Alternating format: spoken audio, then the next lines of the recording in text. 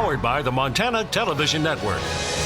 This is the 10 o'clock news on Q2, Montana's news leader.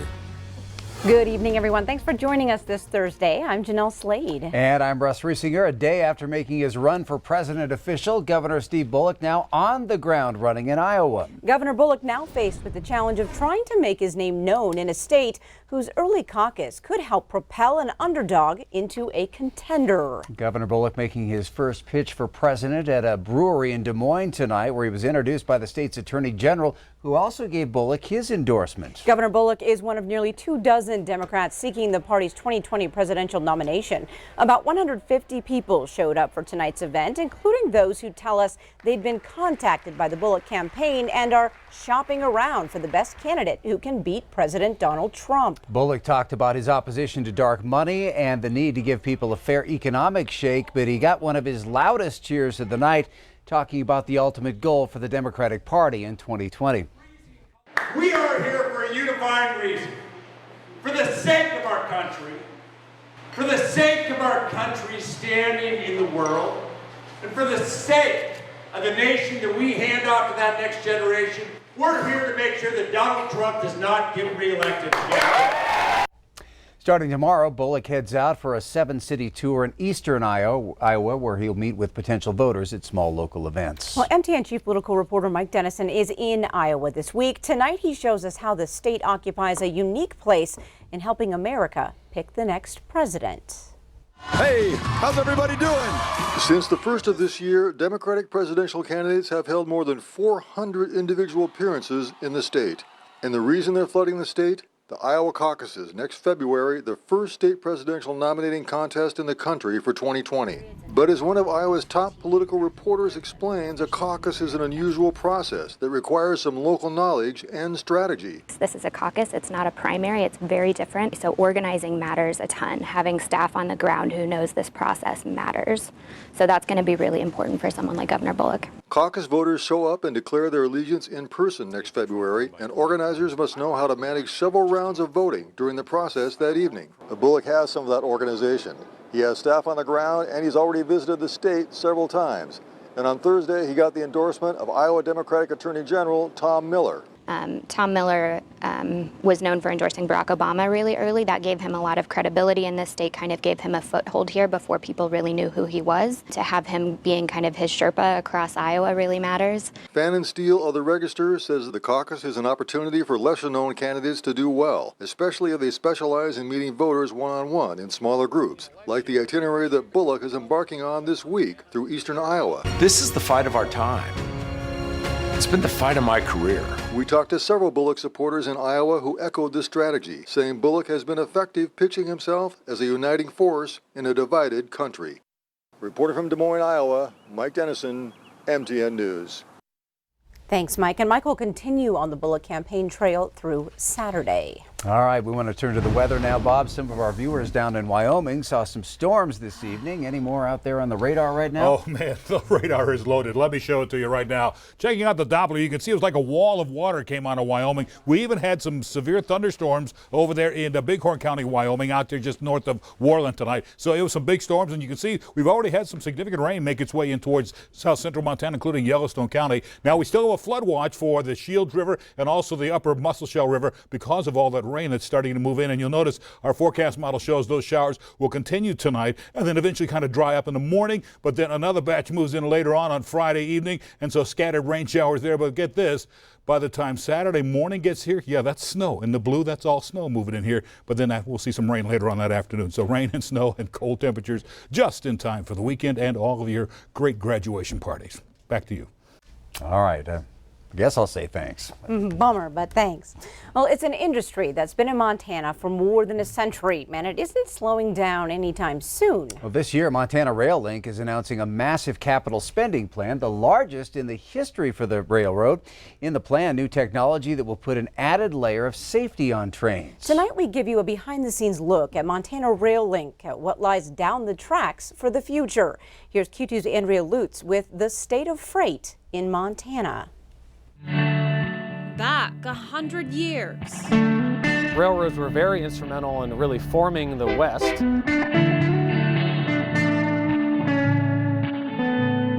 Montana, with its big sky and wide open space, was just waiting to be discovered, traveled.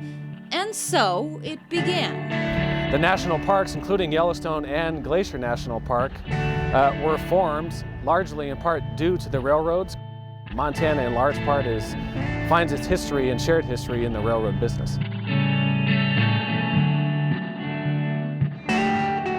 Today, the rail business and Montana Rail Link go hand in hand. This isn't your 1800s railroad anymore. Technology evolved. On the grounds of the largest ladder yard in Montana, big machines are moved with the ease of a thumb. Stand at the end and you have a little remote and you run it. And much like that locomotive there, you can run that locomotive from a long ways away. Mark Turner's a general foreman. EMB SD40-2, it's the model of the locomotive. 50 locomotives come to this rail yard a day. Take a look at how it's built. But for the first time, our cameras are invited inside the driver's seat of a Montana Rail Link train. Basically, you have direction, throttle, and brakes.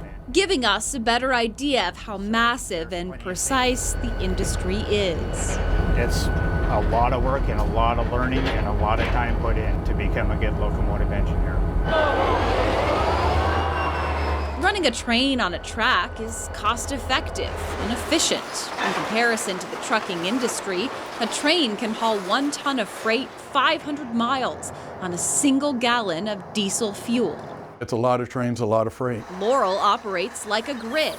24 trains come in a day. 12 go east, 12 go west.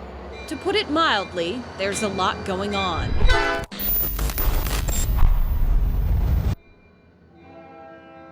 Mark Athey, Director of Operations, sees opportunity for more. We're actually growing, trying to get to fit 30 trains a day by the end of the year. He takes us inside the control tower, where there's a sophisticated network on display. There's 5 separate main lines that are meeting right here in Laurel, Montana. You're trying to look for efficiencies and opportunities to expedite traffic, and so it is a big game of chess. Train masters and mechanical foremen working together as a team to build a train and depart it through the terminal. If 1,500 cars come through here a day and 8 trains are built, well, that's a lot of coordination. You know, it's challenging, but it's also, fun in a way. And the challenge continues. In the coming year, MRL is set to change course again, pumping $95 million of new technology into their product and into our state. This year will be the highest we've ever spent, the biggest number we've ever spent at Montana Rail Link in our history. Set to install something called positive train control. It can overpower a train remotely and even stop it automatically before a crash. Centralized train control will allow a dispatcher in Missoula to monitor a train in Billings and align switches in an instant. It certainly is an evolving business. In the late 1880s, people think that trains are kind of stuck in that technology. And yes, the physics of steel on steel is very much the same, but everything else has drastically changed. So we're looking towards a future, and it's anything but that technology from the 1880s.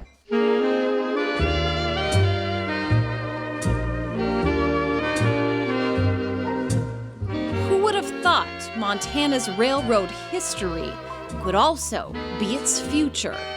I see a very long glide path for railroads in Montana, and at Montana Rail Link, we're certainly going to be a part of that, and we're putting in the necessary dollars every year to make sure we are part of that. In Laurel, Andrea Lutz, MTN News. And Andrea says something else to think about. Montana's not just a pass-through state for goods and commerce. Montana Rail Link delivers plenty of goods to customers right here in Montana. It serves about 250 customers in Montana, 53 of which are here in Billings alone. Well, after years of splishing and splashing on a hot summer day in Red Lodge, we're learning tonight the city pool will permanently close. With city funds tight, Mayor Bill Larson says it costs $47,000 to operate the pool for just 5 weeks in the summer. The pool is in dire need of costly repairs, must be repeatedly patched, and leaks up to 1,500 gallons of water a day.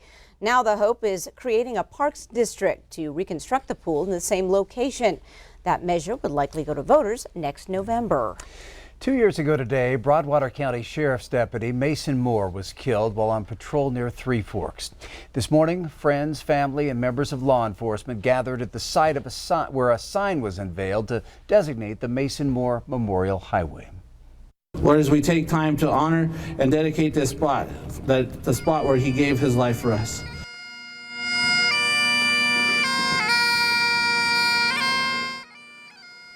We should have picked a different day. 2 years ago, at this time, this was a different scene, and it's hard to stand here. It's hard to stand here and not remember.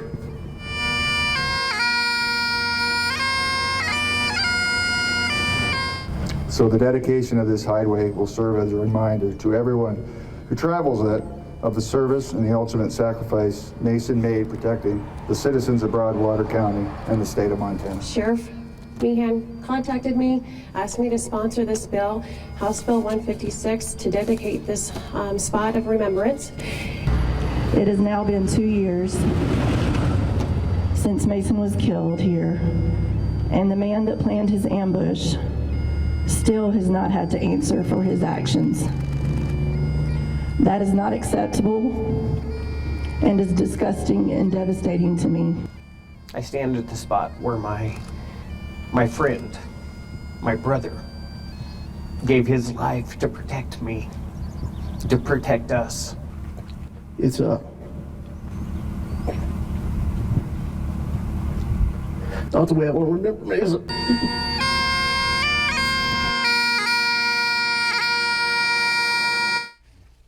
That sign is located at mile marker 109 on U.S. Highway 287 near Three Forks. Up next on tonight's 10 o'clock news, whooping cough taking its toll on western Montana. We'll take a look at what's being done.